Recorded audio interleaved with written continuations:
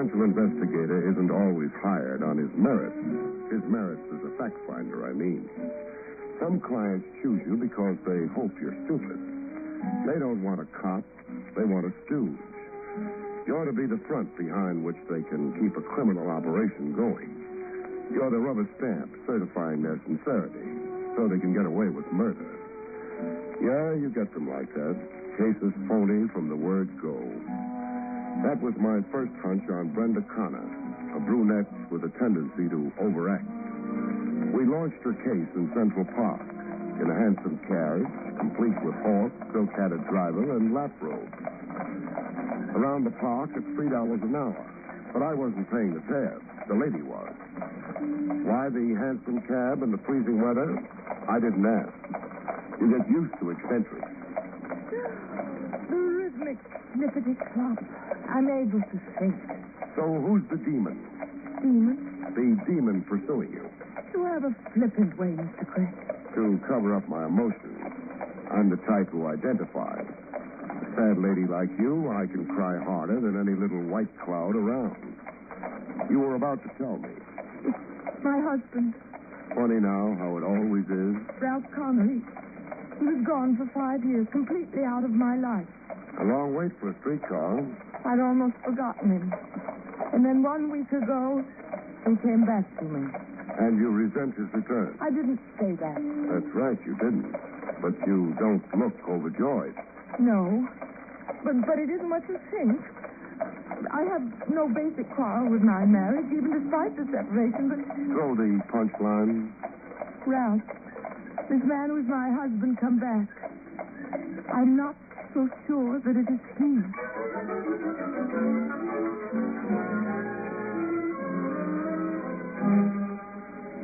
I let Brenda Connor continue to unburden her soul over coffee.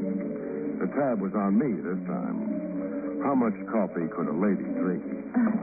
My alarms about my husband, Ralph. Yes. I don't mean to leave the impression with you that... You're sure he's an impersonator? Yes.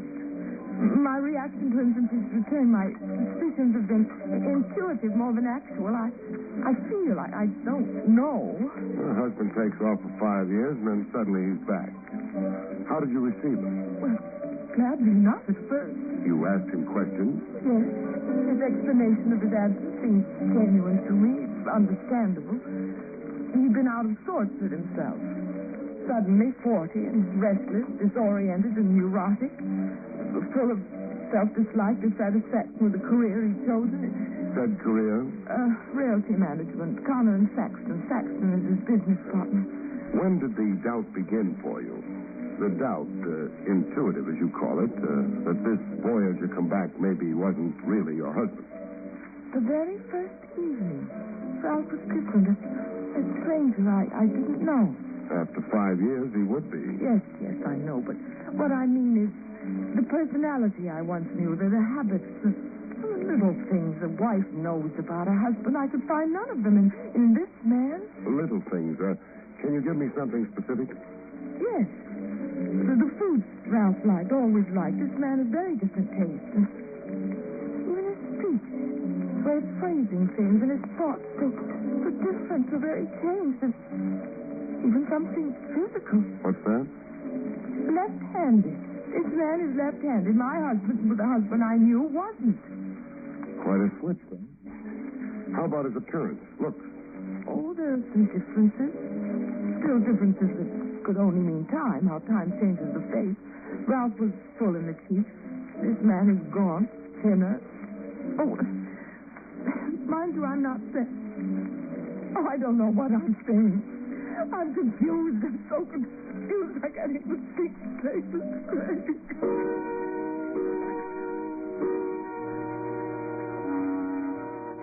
Hooray for confusion. But there was more to it than the lady was telling. There always is. I got a peek into what was omitted in the telling. The time was later that same afternoon. It was raining buckets. I had my formal tie on to ride over to see the husband, Ralph Connor, firsthand.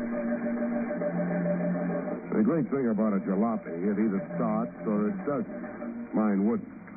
Wet wires from the downpour, I figured. But my guess was wrong. There was a gentleman on hand to correct me on it. You only run your battery down, Craig. Get off the starter. The guy on a range flicker slouched in the back of my car. Nice eyes and an easy grin. And a familiar swell near the left armpit. I knew what that swell was. I had one myself to match it. A gun holster. The wires aren't wet, Craig. There's another reason she won't start. What's that? This. Here. Your rotor. Rotor? You don't know about cars? I know they go or don't go. The rotor belongs under the hood on the engine where the distributor is. I removed it. Why? So your car wouldn't go. Why again? So you'd bum a ride from me. Where are you parked? Right behind you. Come on, I'll chauffeur you. You sound like you know where I'm going. Yeah, I think so. See Ralph Connor. You want to look him over. You're well informed. I took courses in mind reading. Come on, I'll drive you. To Ralph Connor, this is? No, not right away. I've got something else to show you first. You're stalling, Craig. No, I'm thinking. How about? The penalty for armed kidnapping. 20 years. Life if you cross state lines. That's the Lindbergh law. And the chair if you compound kidnapping with murder. So what's it to be, Craig?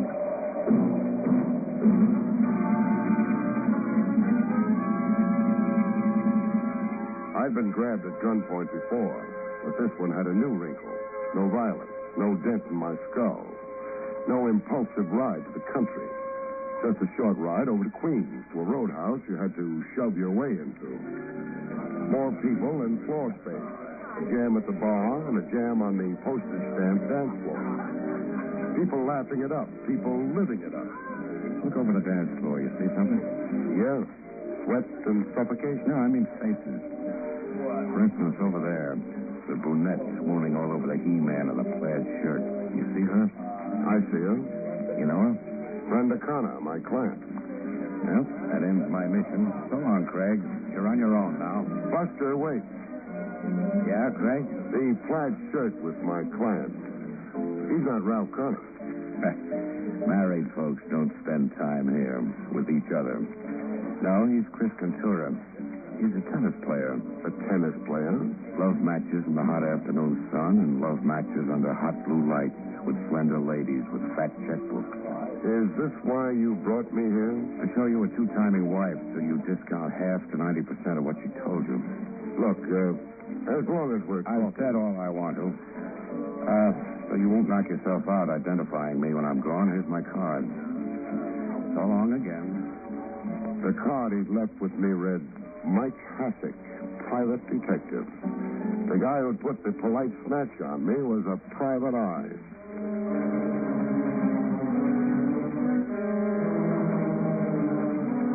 I switched my plans around. You do with new developments. I didn't try to interview Ralph Connor right off. I drove over to his residence to case the place. Pretty fancy. A townhouse all lit up like utility bills were no concern to anybody.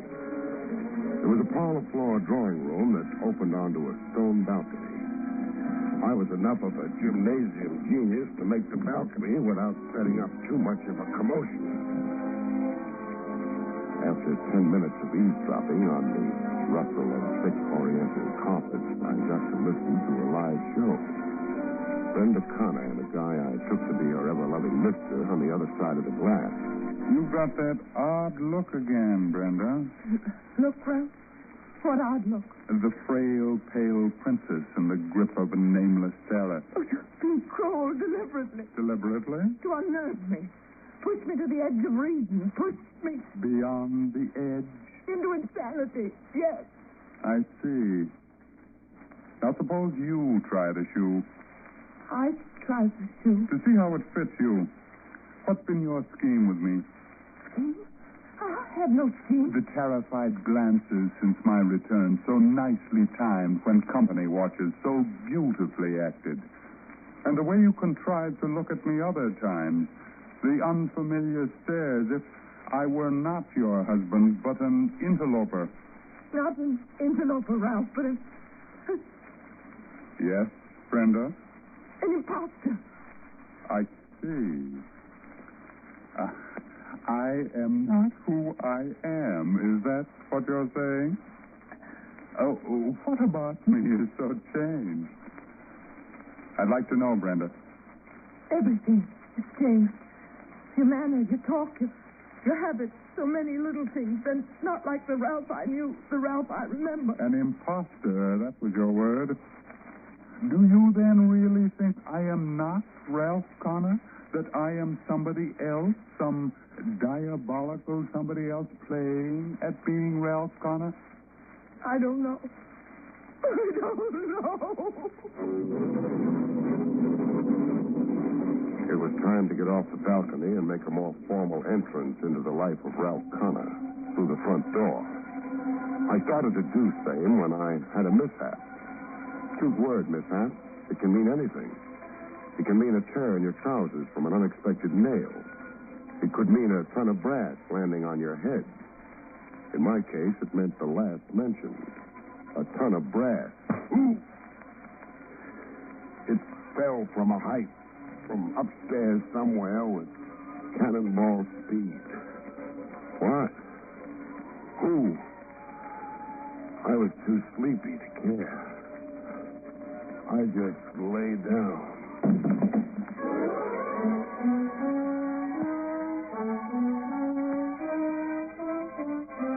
From March 1st, 1953, the case of the Impostor of Barrie Craig, confidential investigator. One thing about consciousness, it always returns sooner or later. If you're not dead, that is. I wasn't. I had proof I wasn't. I could wiggle a finger. When you're dead, you can't. Rigor mortis won't allow it. I was on a couch with a guy slapping cold compresses on my forehead. A guy with nice eyes and an easy smile and wearing a rain slicker indoors. He was a private eye, Mike Hassick. Able to get up now, Craig? I'm up. What hit me? A flower pot, solid brass. It was on the window ledge, 3 flights up. It fell? No. Oh, it was dropped on me. That's right. By whom? Me? You're working for the Mr. Ralph Connor? That's right. An impersonator. Stand-in for the real article. If you want to believe a wacky two-timing wife. I see. Who owns all the loot in the family? So don't answer it. I can guess the way it's shaped. My client's friend Connor does. Your client hasn't got a dime. That stuff about Ralph Connor being an impersonator is a malarkey, Craig. Maybe, but answer me this. Can a man who's been right-handed to the age of 40 suddenly turn up left-handed? But don't answer it, Hassick. Think about it while I'm busy somewhere else. You're going to heckle Connor? Maybe. Oh, Hassick. What? Come here to the rear window a minute. Yes? What's outside? The yard. Yeah, it's the backyard. Not much of a drop. Only 10 feet, I guess it to be. 10 feet. So what? So one of us has to be discouraged. You've had your whack at me. Now it's turnabout. Craig, let me go. Put me down. Put you down? Sure. Exactly what I intend doing.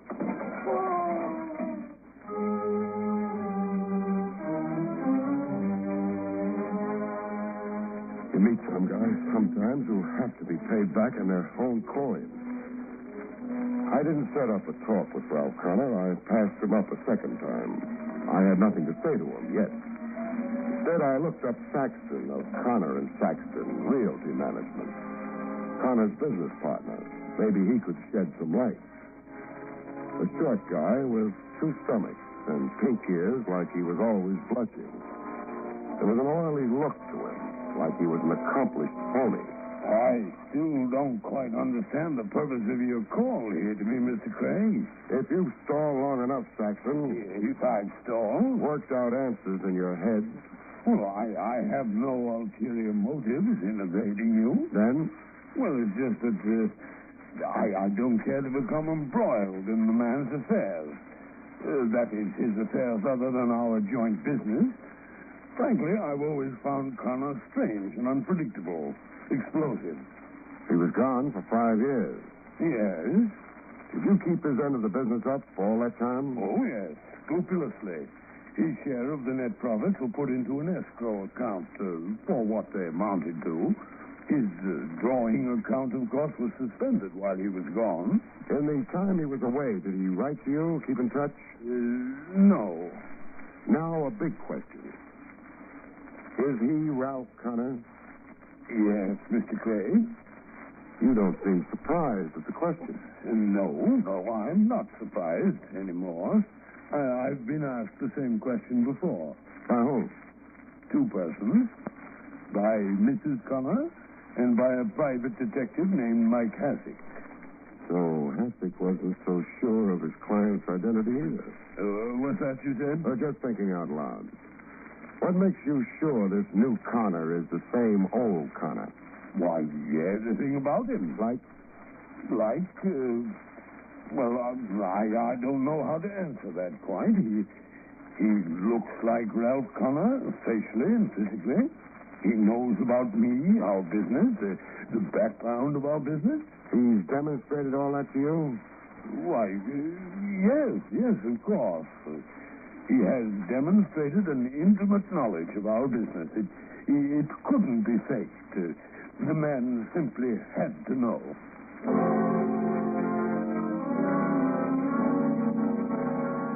Connor was Connor. Only thing, Saxton didn't tell me the notion convincingly enough. I double-checked on Saxton's truthfulness by applying some heat to the office bookkeeper of Connor and Saxton. Why, Mr. Saxton told you outrageous falsehoods. Outrageous. He didn't ring true to me too much. Good I got to you, Mr. What's it again? Pippet. I'm the one to tell the truth. Oh, that's peachy dandy. But get around to telling it. Well, now, Ralph Connor, the new one, he's a queer one. Meaning? Well, when he came back after being away all that time, he didn't know my name. He kept calling me Pippin and Poppin. Pippin and Poppin, mind you, and it's Pippin, like it's always been. Pretty staggering. And then about the business, he didn't know about the old Cameroon account. He didn't, huh? The biggest account in the Connor Saxton agency, and he didn't even seem to know we had it. Like this wasn't his business. What else? Well, his easy way about money. Tipping me $1 when he sent me out for coffee. The old Ralph Connor only tipped 5 cents. Is the new Ralph Connor also easy about money in other ways? Business ways, for instance. I don't know what you mean. I mean, like not asking for an accounting from Saxton to cover the 5 years Connor was away. Well, then, there never was an accounting. And Mr. Connor never yet asked for one. Well, you'd know that. You're the bookkeeper. Oh, yes. I'd be the one to know, all right. Is there an escrow account with Connor's share of the profits of the last 5 years in it? Oh, no, there's no escrow account. Well, were there any profits the last 5 years Connor's been away? Oh, yes. Good profits. Business has been very good. How good were the profits? Well, I couldn't say without going over the books. $50,000? Is that close to it? It isn't far from it. Then a sharpie like Saxton would have reason to play ball with somebody not the real Connor, but an impersonator. Keep all the accumulated business profits, so long as the new Connor didn't stick his hand out or yell for the DA. Oh, well, I'm afraid now you're getting too deep. Oh, forget it. You've been a great help. You can go back to your books now, Pippin. The name is not Pippin. Oh, my mistake, Poppin. It's Pippin.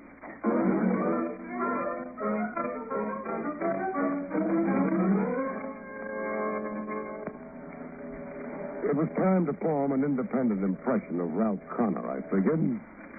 The townhouse sat next door to the East River. I'd just gotten to the doorbell when I found myself doing some more eavesdropping. Nothing subtle this time. Anybody for a mile around could eavesdrop along with me. A scream has carrying power. A high-pitched woman's scream. Brenda Connor. I could identify the voice. Brenda Connor at home, either being strangled to death or blowing her top. Inside the house, I didn't get to see my screaming client. She was in her room behind locked doors. The husband, Ralph Connor, told me the melancholy fact.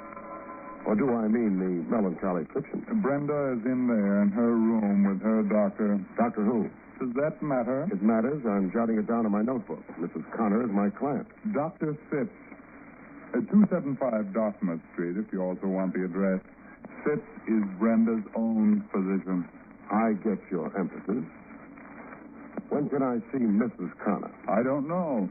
She's under restraint. Restraint meaning? She's had a nervous breakdown. All of a sudden. No, my wife has a history of, say, emotional instability. Hallucination, compulsive behavior, a fascination for unsavory places and people. That's a careful reference to the roadhouse in Kenneth, Adonis. Mike Hassick makes sure I'd see. Yes, so that you'd be aware of all the facts. This emotional instability in Brenda, it's one of the reasons I left her 5 years ago. I've had all I could stand of hysteria. You make a glib case of it. It's the truth. What happens to Brenda Connor from What happens to Brenda Connor from here on? Hospitalization. It's not the first time Brenda has been confined before. And cured? Evidently not, as this new breakdown shows. Comes the time she's declared mentally incompetent. Who gets her money? That is an impertinent question. I'll answer it. You do. You step into her estate. I'll even bet you've already got the petition before the court with Dr. Phipp's affidavit pinned to it. I don't care to dignify this nonsense any longer, Miss Craig. So if you don't mind, good night. On the street, I had an encounter with a guy who was making a habit of it. Stop a minute, Craig. What for, Hassick? A talk. Friendly talk. With a gun in my ribs? The gun's for my own protection. You play too hard. So do you. I have to. I'm in it for the cabbage, just like you. Speak only for yourself. You'll change your mind. $100,000. We split it down the middle. Who gives it to us? Connor, if you don't spoil it for him. Keep talking. Connor is a phony, an impersonator, like you said. The real Connor, he probably knocked off somewhere, the way I figure it. That's none of our business. Now, this Connor grabs the wife's estate. We let him. You let him. Then the fight. He pays us off. We own him. You're sure of your facts? I checked. I sized everything up. Connor's a fake, a smart fake, and the winner. Let's win with him, okay? Why did Connor hire you in the first place, Hassick? To follow his wife around, report on who she saw, spent time with, that tennis player, you. So now tell me, you playing it smart along with me? What do you think? I think you are. Sure you are. What have you got against money? I played it smart, the poor man's way. I didn't go home and let Connor play out his scheme. I went back to Connor for a closer look at his scheme. You've become a frequent visitor, Miss Craig. Every 10 minutes. I realized out on the street that I'd said things in here to you that were out of line. I'm sorry. Forget it. Thanks. I can see now what a screwball Mrs. Connor is and how I went for the buck. The only thing... Yes, Miss Craig. I'm a working operative. I put in time and sweat. I've had expenses. Oh, I see. You've got a bill, and you're wondering how you're ever going to get paid. That's it. It's no obligation of yours, I know. Oh, nonsense. I'll pay Miss Connor's bill. In fact, I'll make out a check right here and now. How much is it, Mr. Craig? Well, 100 will about cover it. $100. Very well. Here you are, Miss Craig. A $100 check for you. It means more to me than you think, Mr. Connor. Oh, you don't have to thank me. The money's due you. But I didn't mean it like that. Guess again, Connor. I frankly don't understand you. I'll explain myself. You wrote out a check, and you also wrote out a confession. A confession? You're right-handed. You wrote that check out right-handed. Like Ralph Connor should, since he was always right-handed. Look here, Craig. Let me finish. But you've been deliberately left-handed for Mrs. Connor's benefit since you came back to her. To confuse her about you, start her doubting your identity. See you as an impostor, but never be sure. Until she went out of her mind like she has. Well, you can't prove a thing, Craig. All kinds of tricks like that to play on her imagination. You thin down, change your known habits and clothes and foods, your style of talk.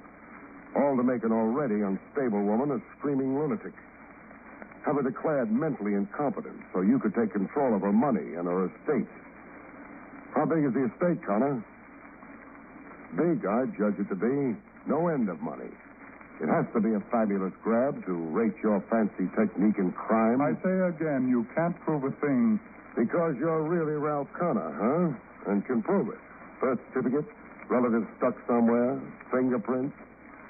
That's what you're gambling on. Why you're so cocksure. You're immune, you figure. Win or lose, you can't lose. Since you're really not an impersonator, but the genuine article. Get your hat anyhow, Connor. My hat? Well, where are we going? To the district attorney's office to see what charge he can fit to your kind of cute scheme. Offhand, I'd say conspiracy. But what do you bet the DA finds a few more in the book?